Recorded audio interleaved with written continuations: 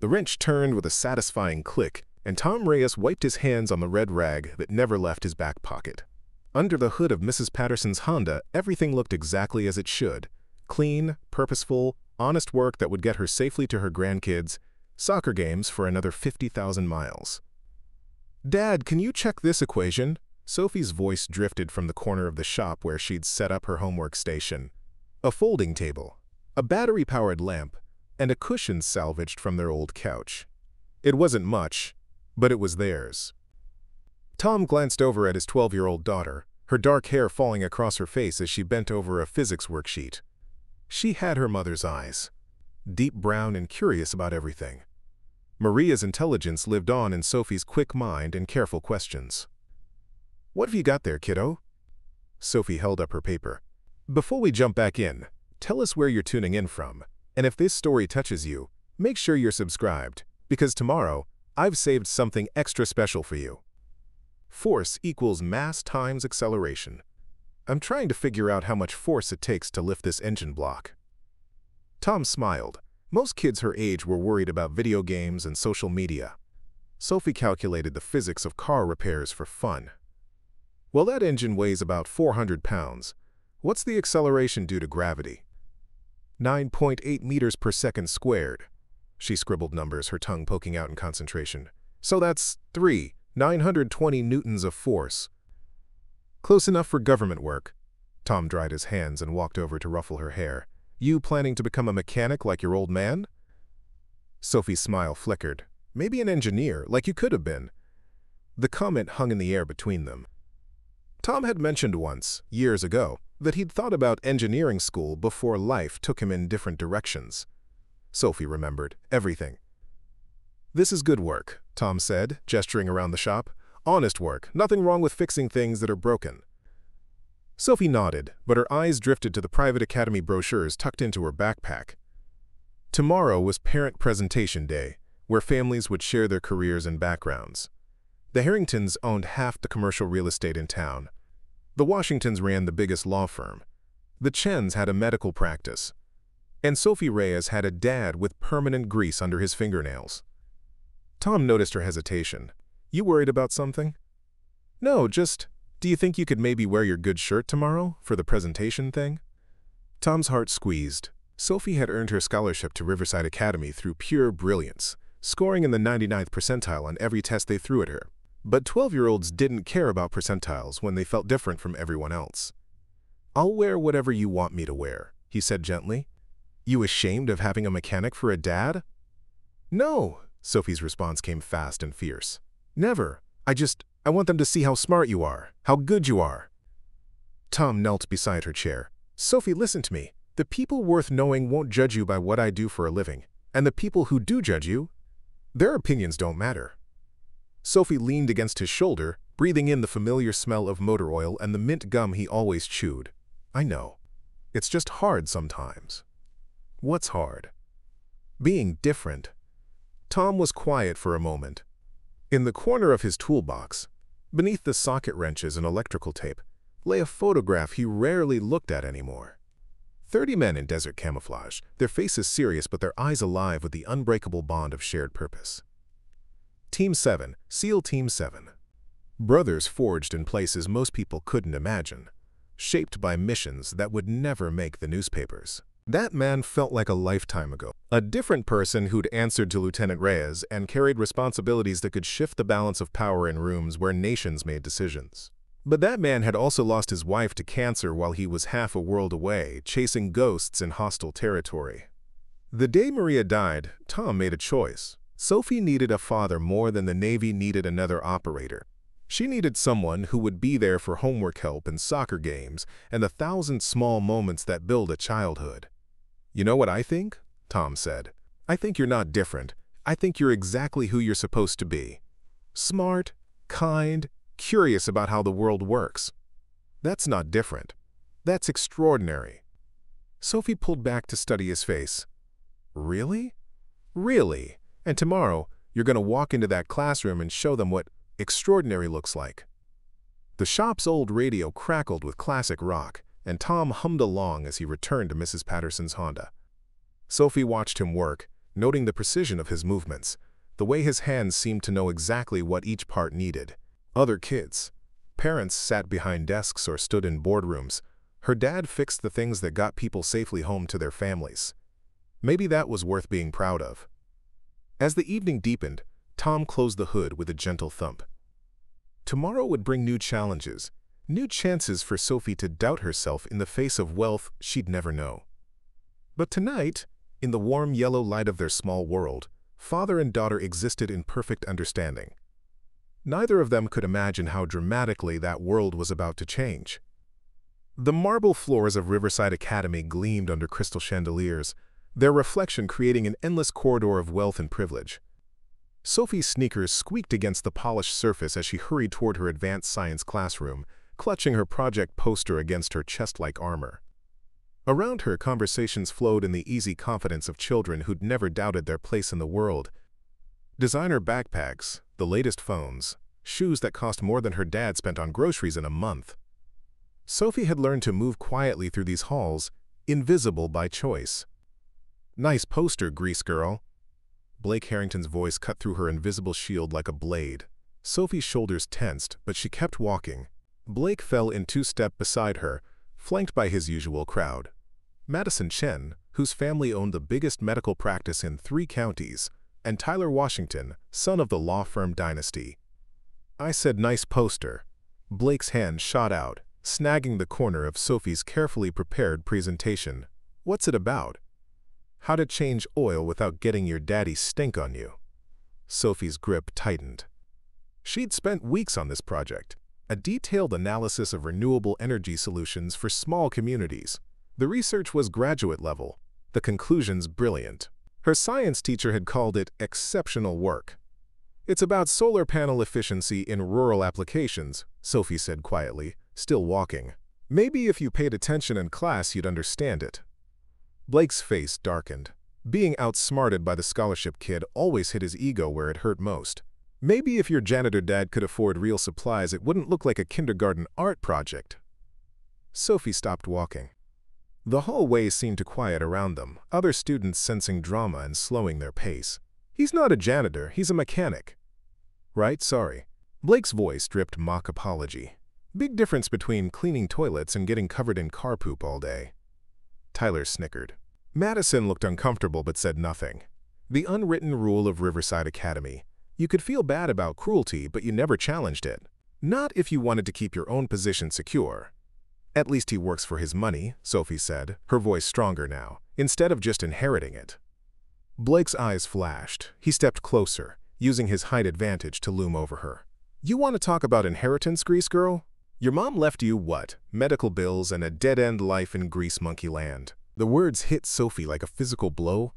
Her mother's battle with cancer had drained their savings, forced Tom to choose between experimental treatments and keeping their house. They'd chosen the treatments, knowing Maria would want every chance to see Sophie grow up. It hadn't been enough. Sophie's vision blurred, but she blinked back tears. Blake fed on emotional reactions like a parasite. "That's enough." Ms. Rodriguez appeared at Sophie's side, her voice sharp with authority. "Mr. Harrington, I believe you have somewhere else to be." Blake straightened, his expression shifting to practiced innocence. "Just having a friendly conversation, Ms. Rodriguez. Right, Sophie?" Sophie stared at the floor. Challenging Blake directly would only make things worse later. The teachers couldn't protect her during lunch, or in the hallways between classes, or in the dozen small moments where real damage got done. "Friendly conversations don't involve raised voices," Ms. Rodriguez said. "Move along."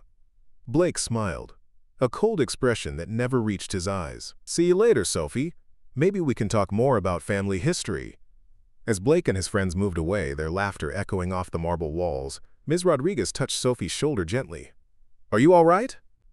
Sophie nodded, though her hands still trembled around her poster. "I'm fine. You know you can always come to me if—" "I said I'm fine." Sophie's voice came out sharper than intended. Ms. Rodriguez meant well, but she didn't understand the delicate ecosystem of teenage cruelty. Adult intervention often made the predators hungrier, more creative in their attacks. In her classroom, Sophie set up her presentation with mechanical precision. Around her, other students arranged their projects, professionally printed displays, three-dimensional models, digital presentations loaded with animation and sound. Sophie's poster, hand-drawn and carefully colored, suddenly looked childish by comparison. When her turn came, Sophie stood before the class and began explaining her research. Her voice grew stronger as she discussed photovoltaic efficiency rates, grid integration challenges, cost-benefit analyses. The science was solid, her conclusions groundbreaking for a 12-year-old mind. Then, Blake raised his hand. "Sophie, this is really interesting," he said with false sincerity. "But I'm wondering, did your dad's mechanic friends help you understand the technical stuff? I mean, working on cars and working with solar panels, that's kind of the same thing, right?" Snickers rippled through the classroom. Sophie's face burned. Blake had twisted her strength into a weakness, made her father's profession sound like a liability instead of honest work. "Actually," Sophie said, her voice tight but controlled, "automotive electrical systems and photovoltaic arrays operate on completely different principles. The skill sets aren't transferable." "Oh, so your dad couldn't help you at all?" Blake pressed. "Must be tough having a parent who can't understand your homework." More laughter. Sophie's carefully constructed composure cracked. In her peripheral vision, she saw Ms. Rodriguez starting to intervene, but it was too late. The damage was spreading through the room like spilled ink. "My dad understands plenty," Sophie said, her voice rising despite her intentions. "He's smarter than—" "Than what? Than someone who went to college? Than someone who can afford to send their kid here without a scholarship?" Blake's voice carried the casual cruelty of someone who'd never faced real consequences. The room fell silent. Even Blake seemed surprised by how far he'd pushed. Sophie stood frozen at the front of the class, her brilliant research forgotten, her father's quiet dignity trampled under designer shoes and inherited money. Principal Harris appeared in the doorway, his expression stern. He'd heard the raised voices, seen the tension. But his eyes found Blake. Blake, whose father funded the new gymnasium, whose family name was engraved on half the buildings on campus. "Is there a problem here?" Principal Harris asked. Sophie looked at Blake, saw the challenge in his eyes. She could complain, could make this official, but Blake's family owned this place in every way that mattered. And Sophie was just the scholarship kid who smelled like motor oil. "No problem," Sophie whispered. That evening, she walked slowly toward Tom's shop, her presentation poster crumpled in her backpack. Through the windows, she could see her father working under the hood of a pickup truck, his movements careful and precise. The sight that usually comforted her now filled her with something she'd never felt before: shame. The shop's fluorescent lights hummed overhead as Tom watched Sophie pick at her dinner. Microwaved mac and cheese eaten off paper plates while sitting on upturned crates. She hadn't said much about the presentation, just that it went fine. But Tom had raised a daughter for 8 years since Maria died. He knew the difference between fine and broken. "You want to talk about it?" he asked gently. Sophie shook her head, twirling cheese around her plastic fork without eating it. The garage smelled like motor oil and metal shavings, familiar scents that usually made her feel safe. Tonight they felt like evidence of everything she couldn't escape. "Sometimes talking helps." Tom tried again. "Did you know," Sophie said suddenly, her voice small and careful, "that Tyler Washington's dad makes more money in a month than we make in a year?" Tom set down his fork. This wasn't about homework or friend drama. This was deeper, the kind of wound that festered in the spaces between what is and what should be. "Money doesn't measure a person's worth, kiddo." "It does at my school." Sophie's words came out in a rush now, like water through a broken dam. "They have drivers and vacation houses and trust funds. Blake Harrington gets a new car for his birthday next month." "A car, Dad. He's 12. Tom listened, recognizing the particular pain of a child who'd glimpsed a world she could never inhabit. Sophie was brilliant, brilliant enough to earn her place at Riverside Academy, brilliant enough to solve problems that stumped kids twice her age. But brilliance couldn't buy designer clothes or erase the grease stains from her father's hands. "Blake said some things today," Sophie continued, her voice barely above a whisper. "About Mom, about us, about why we don't belong there." Tom's jaw tightened. He'd suspected the other kids might make comments about their financial situation, but he'd underestimated the casual cruelty of entitled children. "What did he say?"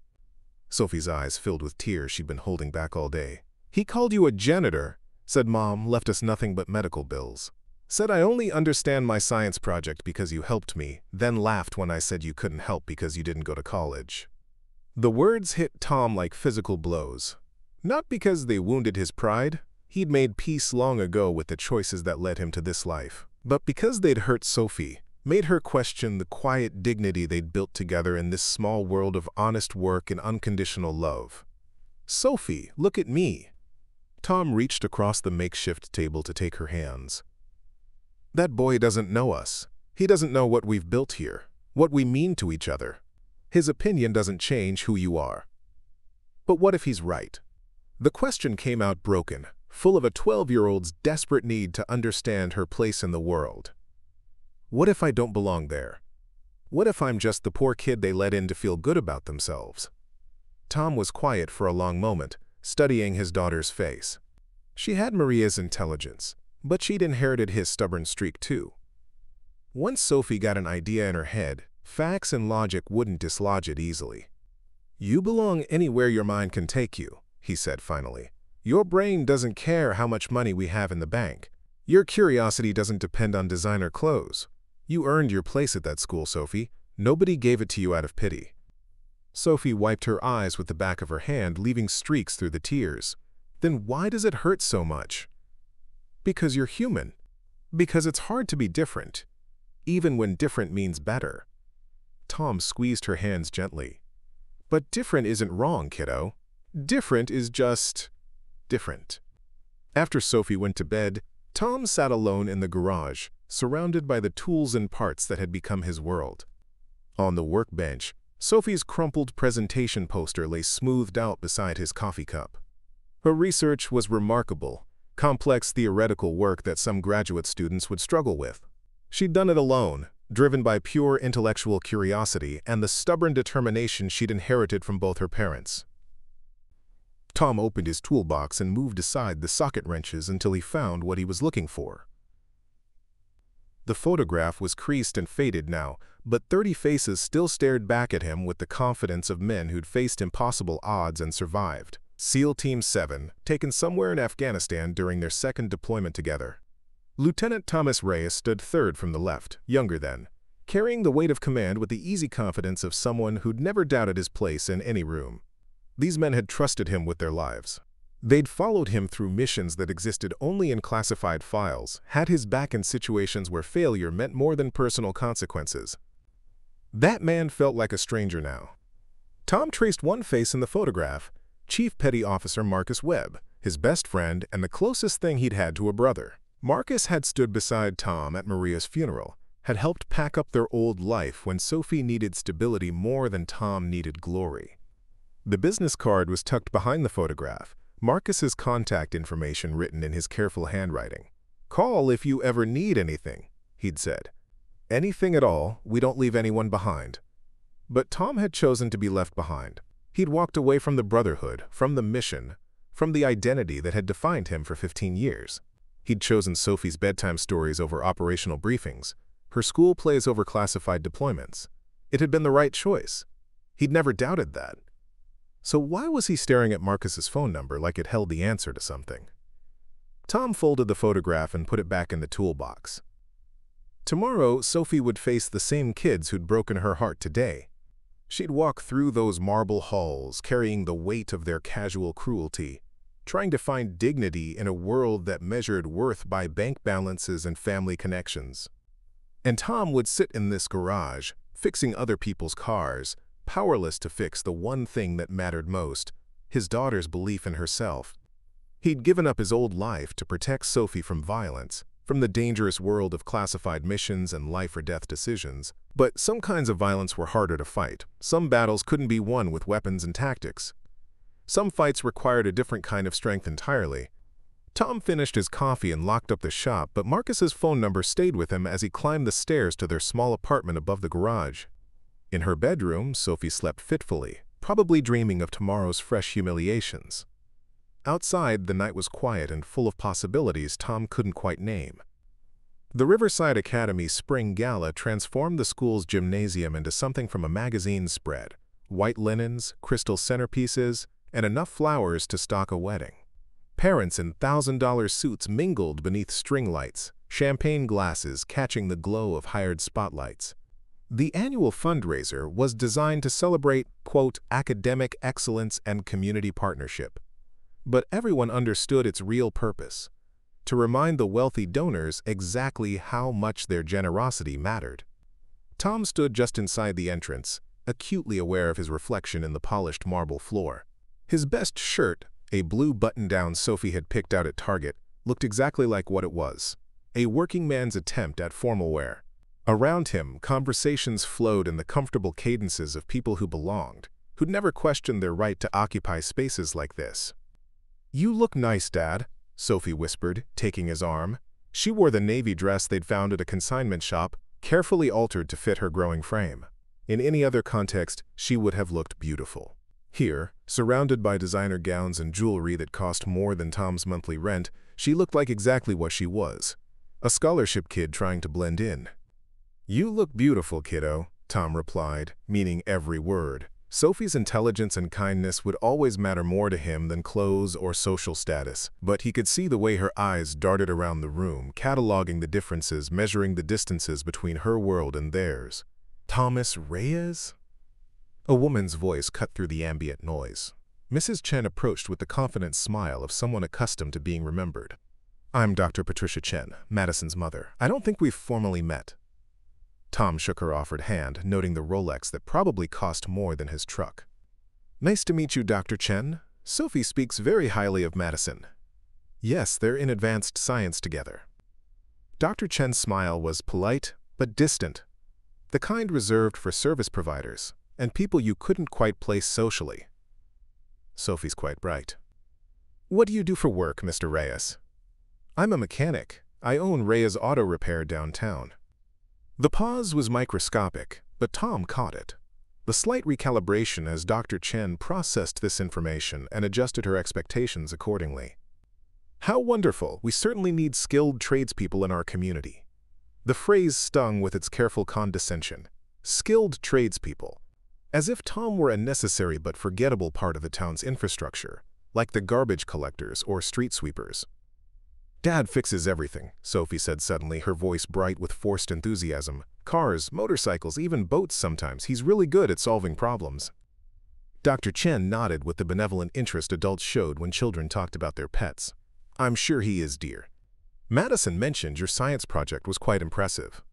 Before Sophie could respond, a commotion near the center of the room drew their attention. Blake Harrington held court among a circle of parents, his voice carrying over the background conversations. "So I told her, maybe if your dad could afford real materials, it wouldn't look like something from a garage sale." Blake's timing was perfect, his words landing just as Tom and Sophie moved within earshot. "I mean, we're supposed to be encouraging excellence, right?" Laughter rippled through the group. Not cruel exactly, but thoughtless in the way that only privilege could be. Tom felt Sophie's grip tighten on his arm, her fingernails digging into his sleeve. Mr. and Mrs. Harrington stood beside their son, their expressions radiating the satisfied confidence of people who'd never doubted their place at the top of any hierarchy. Richard Harrington owned half the commercial real estate in town. His wife, Elena, served on the boards of 3 different charities. Together, they represented the kind of institutional power that shaped communities according to their preferences. "Oh, Sophie!" Blake's voice rang out as he spotted them. "There you are. We were just talking about your presentation." Sophie's face went pale, but she managed a weak smile. "Hi, Blake." "I was telling everyone how creative it was," Blake continued, his innocent tone masking the venom underneath. "Using poster board instead of a digital presentation. Very authentic." "Blake," Elena Harrington's voice carried a warning, but her smile remained fixed. "Be nice." "I am being nice, Mom." Sophie's project was really, what's the word? Rustic. Yeah, rustic. Like something you'd see at a craft fair. The circle of parents shifted uncomfortably. Tom could see the calculations in their faces. Blake was being cruel, but challenging the Harrington boy meant challenging the Harrington money. The equation was simple. Sophie's feelings weren't worth risking their children's social standing. Actually, Dr. Chen said, her voice carefully neutral, Sophie's research was quite sophisticated. The mathematical modeling alone was graduate-level work. Blake's smile faltered for just a moment before reasserting itself. "Oh, sure, the math was fine. I just meant the presentation looked a little homemade." Sophie's voice came out as barely a whisper. "I worked really hard on it." "I'm sure you did," Elena Harrington said with practiced sympathy. "Not everyone has access to the same resources, dear. That's why we have scholarship programs, to help level the playing field." The words were meant as kindness, but they landed like slaps. Help level the playing field. As if Sophie's brilliance were somehow diminished by her family's bank balance. As if her scholarship were charity rather than recognition of exceptional merit. Tom felt something shift inside him, a familiar tightness in his chest that he hadn't experienced in years. This was what rage felt like when it had nowhere to go, when the targets were children, and the weapons were words, and the battlefield was a school fundraiser where violence would only prove their point about his unfitness for civilized society. "Sophie earned her place here," Tom said quietly. "Nobody gave her anything she didn't work for." Richard Harrington stepped forward, his voice carrying the authority of someone accustomed to having the final word. "Of course she did. We're all very impressed with Sophie's academic achievements. But you have to understand, Mr. Reyes, that Riverside Academy is about more than just test scores. We're building future leaders, teaching children how to move in the world with confidence and grace." The implication was clear. Sophie might be smart, but she lacked the social polish that came with proper breeding and adequate resources. She was a charity case, a feel-good story for the wealthy parents to tell themselves about their inclusivity. "My daughter has more grace in her little finger than," Tom started, then caught himself. Losing his temper would only validate their assumptions about his lack of sophistication. "Then what?" Blake asked, his eyes bright with mischief. "Then kids who can afford nice clothes?" Sophie made a small sound, half gasp, half sob. The cruelty was casual, almost playful, which somehow made it worse. Blake wasn't angry or threatened. He was simply amusing himself at her expense. "That's enough," Tom said, his voice low but carrying an edge that made several adults step back instinctively. Preparing and narrating this story took us a lot of time, so if you are enjoying it, subscribe to our channel. It means a lot to us. Now back to the story. "Is there a problem here?" Principal Harris appeared at Tom's shoulder, his expression carefully neutral. His eyes moved between Tom's clenched fists and Richard Harrington's satisfied smile, making his own calculations about power and money and which battles were worth fighting. "No problem at all," Richard said smoothly. "Just getting to know Sophie's father better. He seems passionate about his daughter's education." The word, passionate, carried implications about emotional control and appropriate behavior. Tom recognized the setup. Any further response would be cast as aggressive, confirming their assumptions about his unsuitability for polite society. "Come on, Sophie," Tom said quietly. "Let's get some air." As they walked toward the exit, Tom heard Blake's voice behind them, stage whispering to his friends. "Did you see his face? I thought he was going to hit someone." Guess that's what happens when you're not used to civilization. More laughter. Sophie stumbled slightly, and Tom caught her arm, steadying her as they stepped into the cool night air. In the parking lot, surrounded by luxury cars that cost more than Tom made in 5 years, Sophie finally broke down. "I can't do this anymore," she sobbed against his chest. "I don't belong here, Dad. They're never going to let me belong here." Tom held his daughter as she cried, staring up at the stars barely visible through the light pollution of wealth and privilege. Inside the gymnasium, the gala continued. The important people discussing important things while sipping wine that cost more than most families spent on groceries. Tomorrow, Sophie would have to face these same people again. She'd walk through those marble halls carrying tonight's humiliation, trying to find dignity in a world that had already decided she didn't deserve any. But tonight, Tom made a decision. Tonight, he remembered that some battles were worth fighting, regardless of the cost. Tonight, he decided to make a phone call. The garage was tomb quiet at 2 in the morning, filled with the familiar shapes of engines and tools that had become Tom's world for the past 8 years. Overhead, the fluorescent lights hummed their mechanical lullaby, casting harsh shadows across workbenches that smelled of honest labor and quiet dreams deferred. Tom sat on his rolling stool, staring at the phone in his hands like it might explode. The contact list glowed in the darkness. Marcus Webb, followed by a number he'd memorized but never called. 8 years of silence stretched between him and the life he'd left behind. 8 years of choosing bedtime stories over operational briefings, school plays over classified missions. But tonight, sitting in the aftermath of his daughter's public humiliation, that silence felt like cowardice. The phone rang once, twice. Tom almost hung up. It was late. Marcus might be with family, might have moved on from the brotherhood that had once defined them both. Then a familiar voice cut through the distance and years.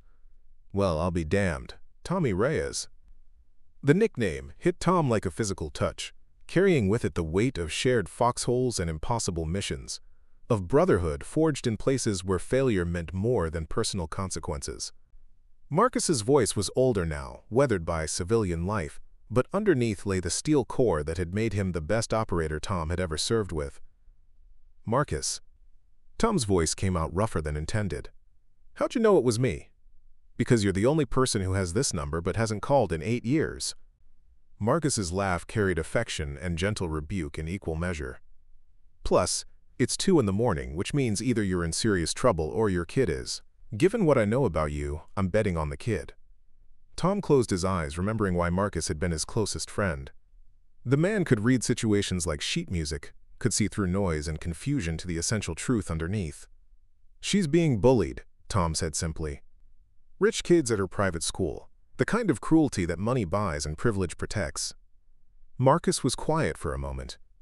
In the background, Tom could hear the soft sounds of a house at rest, a TV murmuring, a dog shifting in its sleep. Marcus had built a civilian life too, had found peace in the ordinary world they'd once fought to protect. "Tell me," Marcus said. So Tom did. He told Marcus about Sophie's brilliance, about the scholarship that had opened doors to a world that would never truly accept her. He described Blake Harrington's casual cruelty, the parents who enabled it, the institutional power that protected wealth at the expense of dignity. He talked about tonight's gala, about watching his daughter's spirit break under the weight of words designed to remind her of her place. Marcus listened without interruption, the way he'd once listened to mission briefings in dusty command tents half a world away. When Tom finished, the silence stretched between them like a held breath. "You want me to make some calls," Marcus said finally. It wasn't a question. Tom's hand tightened on the phone. This was the moment, the choice between the quiet life he'd built and the brotherhood he'd left behind. Once he said yes, there would be no taking it back. The ordinary world of oil changes and homework help would intersect with something larger, more dangerous, more permanent. "I don't want violence, Marcus. This isn't some back alley situation we can solve with direct action. These are kids, and it's a school, and—" "Tommy," Marcus's voice carried the patience of someone who'd known him for 15 years. "When have I ever solved a problem with more force than necessary?" Tom laughed despite himself. Marcus had always been the tactician, the one who found elegant solutions to impossible problems. If anyone could navigate the complex social dynamics of civilian bullying, it would be the man who'd once talked his way out of a hostage situation using nothing but psychological pressure and perfect timing. "What did you have in mind?" "A conversation, a demonstration of community support, a reminder that your daughter isn't as alone as these people think she is." Marcus paused. "How many of the old team do you want?" The question hung in the air like smoke. Tom had served with 30 of the finest operators the Navy had ever produced, men who'd followed him through missions that existed only in classified files. They'd scattered after discharge, some to law enforcement, others to private security, a few to teaching or small business ownership. But the bonds forged in combat didn't weaken with distance or time. "All of them," Tom said, surprised by the certainty in his own voice. "All of them," Marcus repeated. "You sure about that? 30 SEALs showing up at a private school might send a stronger message than you're looking for." Tom thought about Sophie's tears in the parking lot, about Blake Harrington's casual cruelty, about Principal Harris's careful neutrality in the face of institutional power. These people respected one thing: strength, not the physical kind, that would only confirm their assumptions about his unsuitability for civilized society, but the strength that came from community, from loyalty, from the knowledge that some people couldn't be intimidated or bought or dismissed. "They hurt my kid, Marcus. They made her ashamed of who she is, ashamed of me. They think they can do that because we're alone, because we don't matter in their world." Tom's voice hardened with resolve. "I want them to understand that we're not alone, that my daughter has 30 uncles who would cross the country for her, and that their money means nothing compared to that kind of loyalty."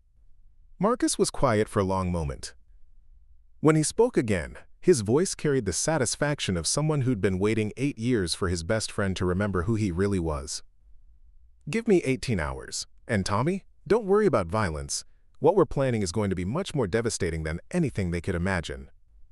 "What do you mean?" "We're going to show them what real strength looks like. We're going to demonstrate the difference between power and authority, between money and respect. We're going to remind these people that their world rests on the shoulders of men like us, and that we don't have to be invisible just because we choose to serve quietly." Tom felt something shift inside him, a straightening of shoulders that had carried too much weight for too long. For 8 years, he defined himself by what he'd given up. The missions, the brotherhood, the identity that had once meant everything. But Marcus was right. He hadn't given up his strength. He'd simply chosen to use it differently. "One more thing," Marcus said. "Sophie's going to see a side of her father she's never seen before. You ready for that conversation?" Tom thought about his daughter's questions about his past, about the careful way he deflected her curiosity about the years before her mother's death. Sophie was brilliant. She'd already noticed the gaps in his personal history, the military bearing that emerged under stress, the way he automatically scanned rooms for exits and threats. "She deserves to know who her father really is," Tom said, "who her family really is." "Good, because after tomorrow, there won't be any more hiding." The Tom Reyes who owned that garage and fixed cars in quiet anonymity, he's about to remember that he was Lieutenant Reyes first, that he led men through impossible situations and brought them all home alive. After they hung up, Tom sat in the silence of his garage, surrounded by the tools and parts that had defined his civilian life. Upstairs, Sophie slept fitfully, probably dreaming of tomorrow's fresh humiliations. But tomorrow was going to be different. Tomorrow, the ordinary world of private school politics was going to intersect with something larger than Blake Harrington and his parents could possibly understand. Tom opened his toolbox and pulled out the photograph of Team 7. 30 faces stared back at him, serious but alive with the unbreakable bond of shared purpose. In 18 hours, those faces would be real again, standing in the hallways of Riverside Academy, reminding everyone present that some loyalties transcended money and social status. His phone buzzed with a text from Marcus. "Game on. See you at 0800. Dress code, intimidating casual." Tom smiled. The first genuine smile he'd felt since Sophie came home in tears. Tomorrow, the bullies who thought they could break his daughter's spirit were going to learn an important lesson about the difference between inherited power and earned respect. Tomorrow, Sophie was going to discover that her quiet father had 30 brothers who would cross the country for her without question. Tomorrow, everything changed. The first SUV appeared at 7:47 a.m., rolling through Riverside Academy's wrought iron gates like a shadow made manifest. Black, clean lines, windows tinted dark enough to hide secrets. It parked with military precision, exactly parallel to the curb, leaving space for the convoy that followed. Sophie pressed her face to her classroom window, watching vehicles arrive in careful intervals. More SUVs, a few pickup trucks, 2 motorcycles that announced themselves with the controlled thunder of engines built for power rather than show. Not the luxury cars she was used to seeing in the parent pickup line. These vehicles spoke a different language entirely. "What's happening out there?" Madison Chen appeared at Sophie's shoulder, her voice carrying the curiosity of someone unaccustomed to surprises in her carefully ordered world. Sophie shook her head, equally mystified. The drivers didn't look like typical Riverside Academy parents. As they emerged from their vehicles, she caught glimpses of men who moved with purpose, who scanned their surroundings with the systematic thoroughness of people trained to notice threats. They were diverse, black, white, Hispanic, Asian, united by something deeper than appearance. Then Sophie saw her father. Tom Reyes walked through the gates at exactly 8 o'clock, wearing jeans and a navy polo shirt that somehow looked more formal than any suit she'd ever seen him in. His posture was different, straighter, more commanding. The careful humility he usually carried in wealthy spaces had been replaced by something that made people step aside without conscious thought. But it was the men who moved to flank him that made Sophie's breath catch. 30 of them, arranged in loose formation, their presence transforming the manicured campus into something that felt like a military operation disguised as a school visit. Holy crap, Tyler Washington breathed from across the classroom. Who are those guys? Blake Harrington stood at the center window, his usual smirk replaced by something approaching uncertainty. Probably Sophie's dad brought some of his mechanic friends to intimidate people, like that's gonna work. But Blake's voice lacked its usual confidence. Even from the second floor, the new arrivals radiated an authority that had nothing to do with money or social status. They moved like men who'd faced worse things than private school politics and emerged victorious. Mr. Patterson, Madison called to their homeroom teacher. Should we be worried about those men in the parking lot? Mr. Patterson looked up from his lesson plan, glanced out the window, and went very still. As a former Marine, he recognized something in the newcomers, bearing that his civilian colleagues might miss. The way they positioned themselves to cover multiple angles. The unconscious spacing that allowed for rapid movement. The alert stillness of people who could go from 0 to lethal in heartbeats. I think, Mr. Patterson said carefully, those are military veterans, probably friends of Mr. Reyes. Sophie's dad knows people like that? Madison's voice rose with surprise. Sophie stared down at her father, watching him embrace each man with the easy familiarity of deep friendship. She'd never seen him interact with other adults as equals. In their world, he was always the service provider, the working-class parent navigating spaces designed for his betters. But surrounded by these men, Tom Reyes looked like someone entirely different. He looked like a leader. The classroom door opened, and Principal Harris entered with the careful smile of someone trying to maintain control of a rapidly evolving situation. Class, we have some visitors on campus today. I need everyone to remain calm and continue with your normal activities. What kind of visitors? Blake demanded, his entitlement overriding any concern for propriety. Principal Harris's smile tightened. Sophie, could you step into the hallway for a moment? Your father would like to speak with you. Sophie's classmates turned to stare as she gathered her books with shaking hands. Through the window, she could see her father and his mysterious friends moving toward the main building with the coordinated precision of a military unit. In the hallway, Tom waited with two of the men. One was tall and lean with graying temples, carrying himself with the quiet authority of someone accustomed to command. The other was stockier, with laugh lines around his eyes and a warmth that made Sophie feel immediately safe. Sophie, Tom said, his voice gentler than she'd heard it in weeks, I want you to meet some old friends of mine. This is Marcus Webb and Danny Rodriguez. Marcus stepped forward, offering Sophie a handshake with the same respect he might show an adult. It's an honor to meet you, Sophie. Your father talks about you constantly. He talks about me. Sophie looked between the three men, noting the easy camaraderie that spoke of shared history and deep trust. All the time, Danny confirmed with a grin. We know about your science projects, your love of engineering, the way you help him in the garage. He's incredibly proud of you. Sophie felt tears prick her eyes. Who are you people? Tom knelt to her level, his hands gentle on her shoulders. Remember how you asked if I went to college? Well, I went to a different kind of school. The Navy taught me a lot of things, and these men were my classmates, my brothers. You were in the Navy? Sophie's voice came out as barely a whisper. I was a SEAL, kiddo, for 15 years. I led missions, commanded teams, did things I can't talk about even now. Tom's eyes held a gravity she'd never seen before. But the most important mission I ever had was coming home to raise you. The pieces began clicking into place. Her father's uncanny ability to fix anything, his calm under pressure, the way he unconsciously positioned himself between her and potential threats. The quiet strength she'd always sensed beneath his humble exterior suddenly made perfect sense. These men, Marcus said, gesturing toward the growing gathering in the main lobby, are your father's old unit. When he called and said you needed support, we didn't hesitate. We're here because family takes care of family. But I'm not your family, Sophie said, confused. Yes, you are, Danny's voice carried absolute certainty. You're Tom's daughter, which makes you our niece. In the SEAL community, those bonds don't break just because we're not actively serving. Through the hallway windows, Sophie could see more of the men interacting with students and teachers. They weren't threatening or aggressive. If anything, they seemed friendly, answering questions and sharing easy smiles. But their presence changed everything, shifting the power dynamics of a place that had always favored wealth over worth. Sophie, Tom said quietly, these men came here to remind everyone that you're not alone. that you have a family bigger than they imagined, stronger than they can understand. But I need you to know, this doesn't solve everything. They can't fight your battles for you every day. Then why are they here?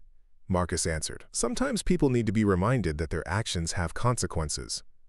That the girl they're bullying isn't some isolated target they can abuse without response. We're here to reset the balance of power, to show them that wealth and privilege don't make someone untouchable. Down the hallway, Blake Harrington appeared with his usual crowd of followers, moving toward them with the swagger of someone who'd never been truly challenged. But as he got closer and saw the three men flanking Sophie, his stride faltered. These weren't mechanics or tradesmen he could dismiss with casual cruelty. These were operators, warriors, men who'd earned their authority through blood and sacrifice rather than inheritance. Blake might not understand military culture, but something primitive in his hindbrain recognized apex predators when he saw them. "Sophie," Blake said, his voice notably lacking its usual sneer, "who are your friends?" Tom rose to his full height, moving slightly forward so that Blake had to look up to meet his eyes. "I'm Tom Reyes, Sophie's father." "I don't think we've been properly introduced." Blake's mouth opened and closed without sound. Faced with the quiet authority of a man who'd commanded elite warriors in combat, his usual arsenal of social weapons felt suddenly inadequate. Marcus stepped beside Tom, his smile friendly but carrying an edge that made Blake take an unconscious step backward. "Beautiful school you have here. Very privileged atmosphere." The word, privileged, carried implications that made Blake's cheeks flush. Suddenly, his wealth and social status felt less like armor and more like a target painted on his back. "Dad," Sophie said quietly, "these are my classmates, Blake, Madison, Tyler. Meet my father and my uncles." The casual way she said, "uncles," transformed 30 intimidating strangers into family members, changing the entire dynamic of the encounter. Blake was no longer facing random men who'd invaded his territory. He was confronting the protective relatives of a girl he'd systematically tormented. "Uncles?" Madison whispered, her eyes wide. Danny nodded seriously. 30 of them, actually. We travel in packs." As if summoned by his words, more of the SEALs appeared in the hallway, their presence filling the space with controlled energy. They didn't crowd or intimidate. They simply existed with the confident authority of people who'd faced real dangers and emerged victorious. Blake Harrington, for the first time in his privileged life, found himself on the weaker side of a power dynamic, and he had absolutely no idea how to handle it. The confrontation Sophie had dreaded was about to begin, but the rules of engagement had just been completely rewritten.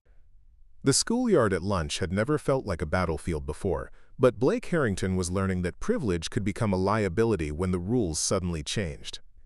He stood with his usual circle, Madison, Tyler, and 3 other students, whose family names graced buildings around town, but their protective bubble of inherited confidence had developed cracks.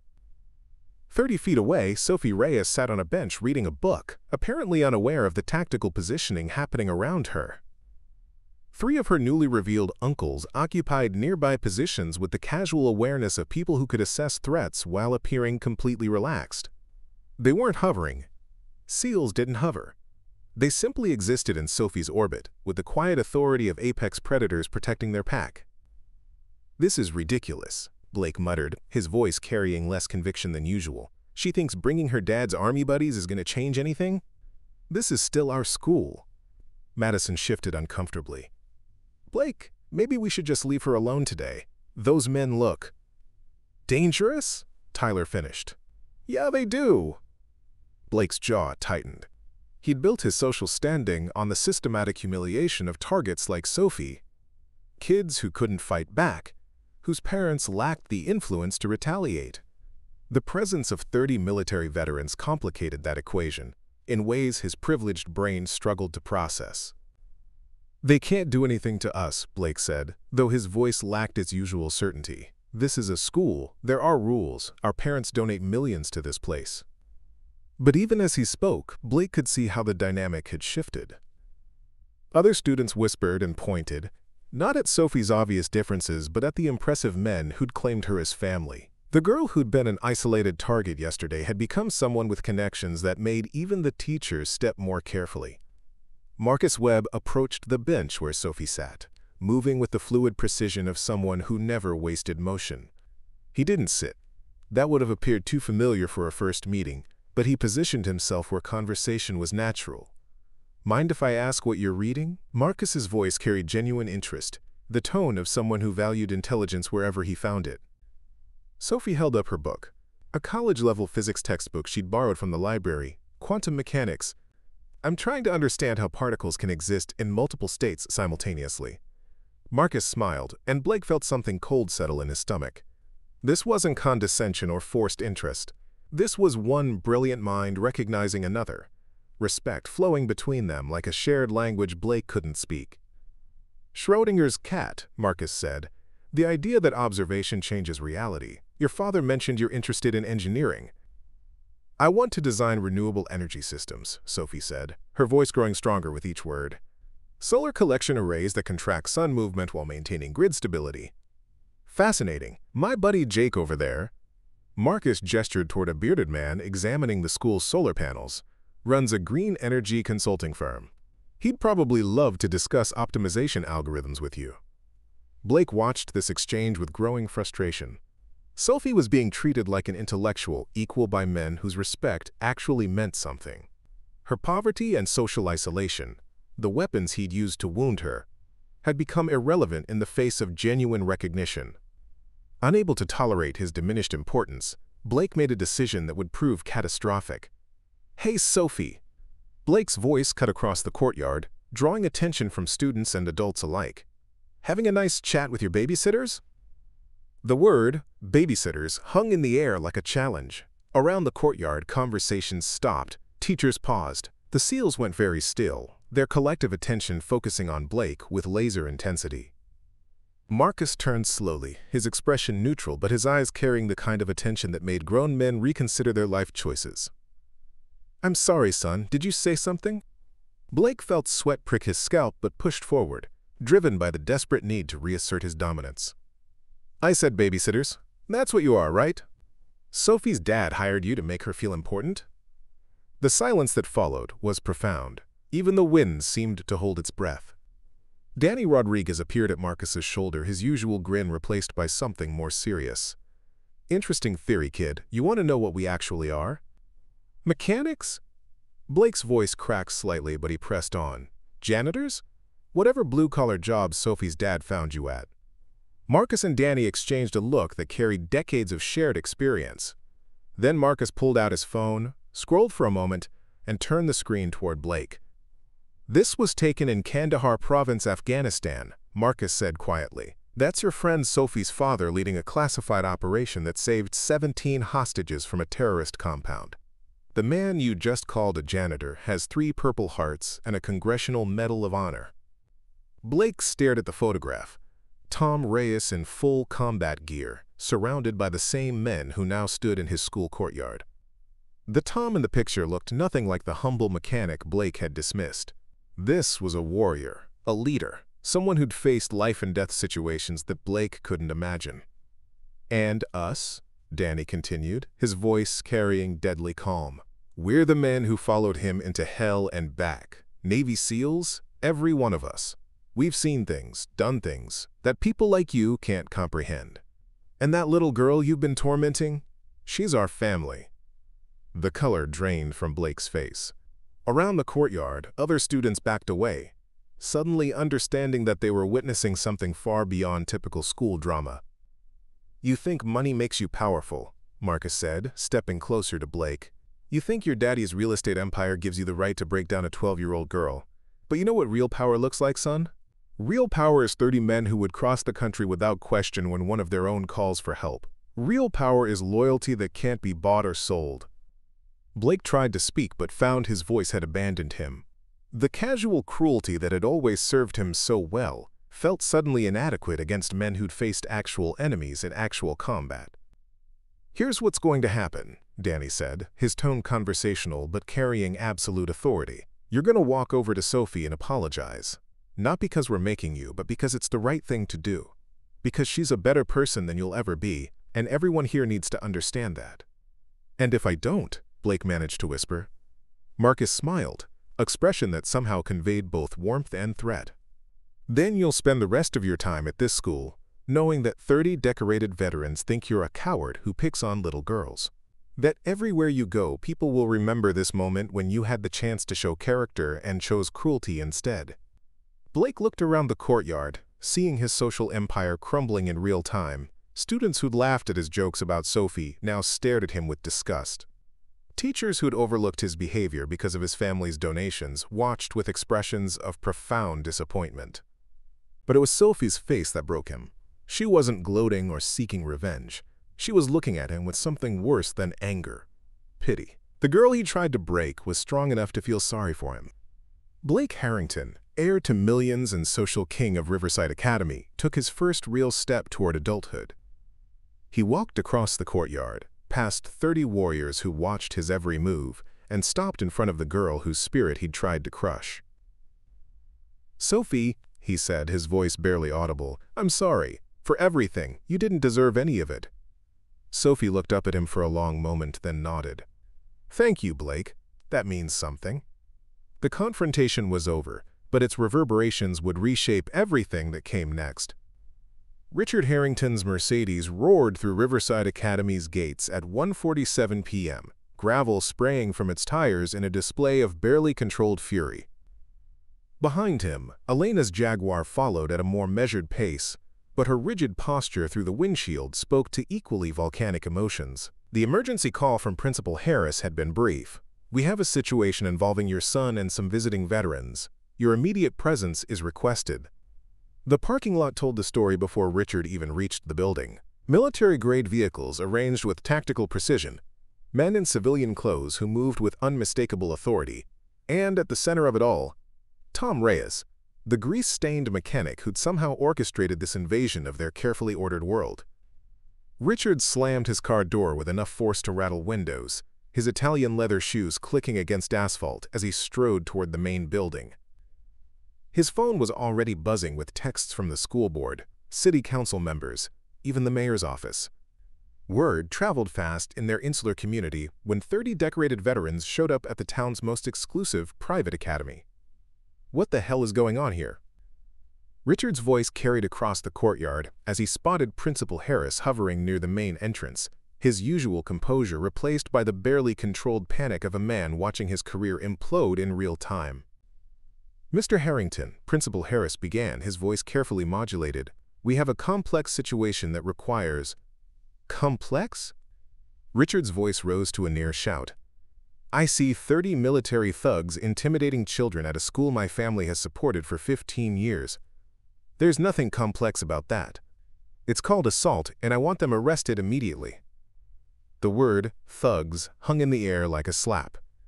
Around the courtyard, the SEALs turned their attention toward Richard, with the collective focus of apex predators identifying a threat. The temperature seemed to drop 10 degrees. Marcus Webb approached with the measured pace of someone who diffused more dangerous situations than private school politics. "Mr. Harrington, I presume? I'm Chief Petty Officer Marcus Webb, retired. We're here in support of one of our family members who's been experiencing some difficulties." "Family members?" Elena Harrington had joined the confrontation, her voice dripping with disdain. "That girl is no relation to any of you. This is clearly some sort of hired intimidation scheme." "Ma'am," Danny Rodriguez said, stepping beside Marcus, "with respect, you don't understand the bonds formed between military brothers. Sophie Reyes is Tom's daughter, which makes her our niece. When family is threatened, we respond." Richard's face flushed purple. "Threatened? My son is 12 years old. What possible threat could he pose to grown men who've clearly been hired to?" "Nobody was hired," Tom Reyes said quietly, appearing through the crowd of his former teammates. "These men came because I called them, because my daughter was being systematically humiliated by your son and his friends, and because the school administration chose to protect your donations rather than her dignity." "How dare you?" Elena stepped forward, her designer handbag clutched like a weapon. "Blake is a good boy who's never—" "Ma'am," Jake Sullivan interrupted, producing a tablet from his jacket pocket. "We've been conducting a little research while we've been here. Social media posts, text message threads, witness statements from other students. Your son has been engaged in a sustained campaign of psychological warfare against a 12-year-old girl whose only crime was being smarter than him. Elena's confident expression faltered as Jake scrolled through screenshots. Blake's cruelty was documented in digital detail, mocking posts about Sophie's clothes, group chats where he coordinated humiliation strategies, even photos of her damaged science project with laughing face emojis.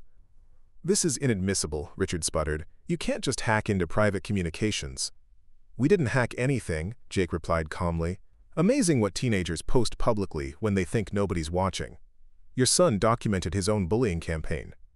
Principal Harris stepped forward, his administrative survival instincts finally overriding his fear of wealthy donors. "Mr. and Mrs. Harrington, I've reviewed this evidence, and I'm afraid it paints a very clear picture of sustained harassment. Combined with witness statements from other students and teachers, I have no choice but to—" "You have no choice but to expel these military contractors immediately," Richard interrupted. "I'll have their licenses revoked, their security clearances investigated, their—" Marcus's laugh was soft but carried an edge that made Richard step backward involuntarily. "Sir, you seem to be under several misapprehensions. First, we're not contractors. We're retired military personnel exercising our right to visit a public accommodation. Second, most of us maintain active security clearances for consulting work with the Department of Defense. Third, several of us now work in law enforcement or federal agencies." "What Marcus is politely not mentioning," added a tall black man with silver temples, "is that I'm currently Assistant Director of the FBI's Counterterrorism Division. Special Agent David Carter, if you'd like to verify my credentials." Richard's bluster deflated like a punctured balloon. Threatening military contractors was one thing, taking on active federal agents was career suicide. "This is harassment," Elena said, her voice rising toward hysteria. "You're using your positions to intimidate private citizens over a children's disagreement." "Ma'am," Agent Carter replied with professional courtesy, "we're private citizens visiting a school to support a family member. Everything we've done has been completely legal and appropriate. However, I am concerned about the evidence of cyberbullying we've uncovered. That does fall under federal jurisdiction when it involves interstate communications." The color drained from Elena's face. Richard's mouth opened and closed without sound as he processed the implications of federal cyberbullying charges against his 12-year-old son. "What do you want?" Richard asked finally, his voice barely above a whisper. Tom stepped forward, his earlier humility replaced by the quiet authority that had once commanded elite warriors in combat zones. "I want my daughter to attend school without fear. I want your son to understand that actions have consequences. And I want this institution to remember that a child's worth isn't measured by their family's bank balance." "And if we agree to address Blake's behavior?" Elena asked carefully. Marcus smiled, the expression carrying both warmth and steel. "Then this becomes a teaching moment rather than a criminal investigation. Blake gets the chance to learn from his mistakes and grow into a better person. Sophie gets to continue her education in peace. Everyone wins." Principal Harris seized the opportunity to reassert some control. "I propose a formal mediation session between all parties. Blake will issue a public apology, complete community service hours, and attend counseling to address his behavior patterns. The school will also implement stronger anti-bullying policies to prevent future incidents." Richard looked around the courtyard, seeing his options with brutal clarity. 30 decorated veterans stood ready to support Sophie Reyes through whatever came next. Federal agents had documented his son's crimes in digital detail. The school administration, faced with irrefutable evidence, would no longer provide cover for wealthy bullies. His empire of influence had crumbled in a single afternoon, brought down by a mechanic who'd remembered that he'd once been a warrior. "Fine," Richard said through gritted teeth. "We'll agree to your terms." But in his eyes, Tom could see something dangerous. The wounded pride of a man who'd never lost before, who would spend considerable resources making sure he never lost again. This battle was won, but the war was far from over. The real test would come when the SEALs went home and Sophie had to face the Harrington family's long memory for slights against their authority. 3 weeks later, Riverside Academy's annual science symposium buzzed with the controlled excitement of intellectual competition. The gymnasium had been transformed into a showcase of young minds wrestling with complex problems. Poster boards and digital displays arranged in careful rows beneath fluorescent lights that cast everything in academic clarity. Sophie Reyes stood beside her presentation on renewable energy optimization, her hands steady as she adjusted the final elements of her display. The same project that Blake had mocked weeks earlier now commanded respectful attention from students and faculty alike. But the change wasn't in the science. It was in how people saw the scientist. Ms. Reyes? Dr. Patricia Chen approached with the genuine interest that replaced her earlier condescension. I've been reading your research on solar panel efficiency algorithms. The mathematical modeling is quite sophisticated. Sophie smiled, no longer feeling the need to apologize for her intelligence. Thank you, Dr. Chen. I'm hoping to expand the study next year, maybe test actual implementation in small-scale applications. Have you considered applying to our summer engineering program at the medical center? We're always looking for bright minds interested in renewable healthcare technologies. The offer would have been unthinkable a month ago. The Chen family's prestigious program accepting the scholarship kid whose father fixed cars. But respect, Sophie had learned, was something that couldn't be inherited or purchased. It had to be earned through competence and character. Across the gymnasium, Tom Reyes moved through the crowd with quiet pride, watching his daughter field questions from impressed academics and curious students. The grease-stained mechanic image remained. He'd never been ashamed of honest work, but now people saw both sides of his identity. The man who fixed engines and the leader who'd commanded elite warriors coexisted in their perception, making him more rather than less. Mr. Reyes. Principal Harris appeared at Tom's elbow, his earlier anxiety replaced by something approaching relief. The symposium seems to be going well. Sophie's worked hard for this, Tom replied, noting how Harris no longer seemed nervous in his presence. The dynamic had shifted permanently. Tom was no longer seen as a potential threat to institutional order, but as a parent whose daughter enhanced the school's reputation. About that, Harris said carefully, I wanted you to know that Blake's community service hours have been exemplary. He's been working with our groundskeeping staff, learning what manual labor actually entails. It seems to be educational for him. Tom followed Harris's gaze to where Blake Harrington knelt beside the school's flower beds, his designer clothes replaced by work clothes as he carefully transplanted seedlings under the supervision of the maintenance crew. The boy's movements were awkward but determined, his earlier arrogance tempered by weeks of genuine labor. He apologized to Sophie again yesterday, Tom observed. Privately this time, without an audience. The counseling sessions seemed to be helping, Blake's beginning to understand how his behavior affected others. Harris paused. His parents are less enthusiastic about his personal growth. Tom wasn't surprised. Richard and Elena Harrington had complied with the mediation agreement, but their wounded pride leaked through in subtle ways. Whispered conversations at social gatherings, strategic withdrawal of support from school programs, the thousand small revenges available to wealth and influence. But the SEAL's intervention had created consequences beyond intimidation. Other parents, seeing how quickly the Harrington empire had crumbled when challenged, began questioning their own complicity in the culture of casual cruelty. Students who'd participated in Blake's campaigns found themselves isolated as the social dynamics shifted toward empathy and inclusion. Sophie, a familiar voice called across the gymnasium. Marcus Webb approached with Jake Sullivan and Danny Rodriguez, all three men wearing the relaxed smiles of people genuinely impressed by academic achievement. Uncle Marcus! Sophie's face lit up with the unself-conscious joy of someone who'd discovered she had family everywhere. The title had stuck after the confrontation, spreading through her conversations until the 30 SEALs had become a permanent part of her identity. We wanted to see how the presentation was going, Jake said, examining her display with professional interest. This optimization algorithm could actually work in real-world applications. Have you considered patent protection? Sophie blinked in surprise. Patents? It's just a school project. Just a school project that could revolutionize grid-scale solar collection, Marcus corrected gently. Jake runs a consulting firm that could help you develop this further if you're interested.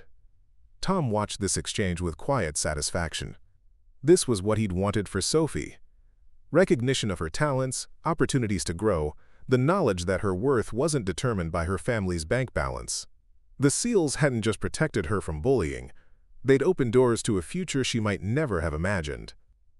Dad, Sophie said, moving to his side, can we talk about the engineering program Dr. Chen mentioned? It would mean spending the summer at the medical center working on real projects. If that's what you want, kiddo, you've earned the opportunity. Sophie studied his face, seeing the pride and love that had always been there but understanding now the depth of strength that supported it. "Will you tell me more stories tonight, about your missions, your team?" Tom smiled. The carefully maintained silence about his past had dissolved gradually over the past weeks, replaced by age-appropriate stories about leadership, loyalty, and the bonds between people who'd faced challenges together. Sophie absorbed these lessons like a sponge, understanding instinctively that courage came in many forms. "All the stories you want to hear," Tom promised. As the symposium continued around them, father and daughter stood together in comfortable understanding. The crisis that had brought Tom's past into collision with their present had transformed both their lives, but the foundation remained unchanged: love, respect, and the quiet dignity of people who knew their own worth. Blake Harrington approached hesitantly, his hands dirty from garden work, his earlier arrogance replaced by something approaching humility. "Sophie? I wanted to congratulate you on your presentation. It's really impressive." Sophie studied him for a moment, then nodded graciously. "Thank you, Blake. How's the community service going?" "It's different. Hard work." Blake glanced at Tom, then back to Sophie. "I'm learning things I never knew before. About what real work looks like, what it means to earn something instead of just expecting it." "That's good," Sophie said simply. "Everyone should understand the value of honest work." Blake nodded and moved away, leaving Sophie and Tom to watch the continuing celebration of intellectual achievement. Around them, students and families mingled in the easy camaraderie of shared accomplishment, the toxic hierarchy that had once dominated the school gradually giving way to something healthier. "You know what I realized?" Sophie said thoughtfully. "I was never the problem. I was always smart enough, always worthy of respect. Some people just needed to be reminded how to see it." Tom put his arm around his daughter's shoulders, feeling the strength and confidence that had emerged from their ordeal. The mechanic's daughter, who'd once been ashamed of her background, had become a young woman who understood that dignity came from within, that worth couldn't be purchased or inherited. The brotherhood that had answered his call for help was already dispersing back to their civilian lives, but their impact would last forever. Sophie would never again doubt her place in any room, never again apologize for her father's honest work or her family's modest circumstances. She was Tom Reyes' daughter, protected by 30 uncles who had crossed the country without question, supported by a community that had learned to value character over wealth. On Curas. And that, Tom reflected, was worth more than all the money in the world. The restoration was complete, but it was only the beginning of everything Sophie would become. 6 months later, the autumn light filtered through the windows of Reyes Auto Repair, casting golden shadows across workbenches that smelled of honest labor and quiet dreams fulfilled. Sophie sat cross-legged on her familiar cushion, but instead of homework, she held a small wooden box that had emerged from the depths of Tom's toolbox that morning. "Are you sure you want to see this, kiddo?" Tom asked, wiping his hands on the red rag that never left his back pocket. "Some stories are heavier than others." Sophie nodded with the serious consideration of someone who'd learned that strength came in many forms. At 13, she carried herself with a confidence that would have been unimaginable a year ago. Not the brittle arrogance of inherited privilege, but the quiet dignity of someone who understood her own worth. Tom opened the wooden box with careful reverence. Inside, nestled in faded velvet, lay a Congressional Medal of Honor alongside 3 Purple Hearts, their ribbons still crisp despite the years. But it was the photograph beneath them that made Sophie's breath catch. Her father in dress uniform, surrounded by the same men who'd answered his call for help, all of them younger, but carrying the same unbreakable bond she'd witnessed in the school courtyard. "Operation Neptune's Shield," Tom said quietly, his voice carrying the weight of classified memories. 17 hostages held by a terrorist cell in Afghanistan. We went in when conventional negotiations failed, brought them all home alive. Sophie traced the medal's bronze surface with one finger, understanding instinctively that she was touching history, not the kind written in textbooks, but the personal kind that shaped families and defined character. "Why did you leave all this?" she asked. "You were important. You were saving lives." Tom sat beside her, his weathered hands gentle as he closed the box. "Because you needed a father more than the world needed another warrior. Because bedtime stories mattered more than mission briefings. Because the most important life I could save was the one I helped create." Sophie leaned against his shoulder, breathing in the familiar scent of motor oil and mint gum. I used to be embarrassed that you weren't like the other parents, that you had grease under your fingernails instead of suits and meetings. And now? Now I know that dirty hands mean honest work, that real strength doesn't need expensive clothes or fancy offices. Sophie looked up at him with eyes that held both her mother's intelligence and her father's quiet resolve. I know that my dad is a hero who chose love over glory. Tom felt his throat tighten with emotions he rarely allowed himself to feel. You're going to do amazing things, Sophie. Engineering school, maybe your own renewable energy company someday. The world needs minds like yours. Will you teach me to fix cars too? Sophie asked suddenly. I want to understand engines the way you do. I want to know how to build things with my hands. Tom smiled, remembering his own father teaching him the basics of mechanics in a garage much like this one. Every Saturday morning if you want. Start with the fundamentals. Work your way up to the complex stuff. And you'll keep telling me stories? About your missions, your brothers? All the stories you can handle. The ones that matter, the ones that teach lessons about loyalty and courage and doing what's right, even when it's hard. Outside, the sound of motorcycles announced the arrival of Marcus Webb and Danny Rodriguez, making their monthly check-in that had become a cherished tradition. Sophie jumped up to greet her uncles, her face lighting with the joy of someone who'd discovered that family came in forms she'd never imagined. As the three men embraced in the doorway, Tom reflected on the journey that had brought them here. The quiet mechanic who'd hidden his past had learned to integrate both sides of his identity. The bullied scholarship kid had become a confident young woman who understood that worth came from within. The brotherhood forged in combat had evolved into something even stronger, a chosen family bound by love rather than duty.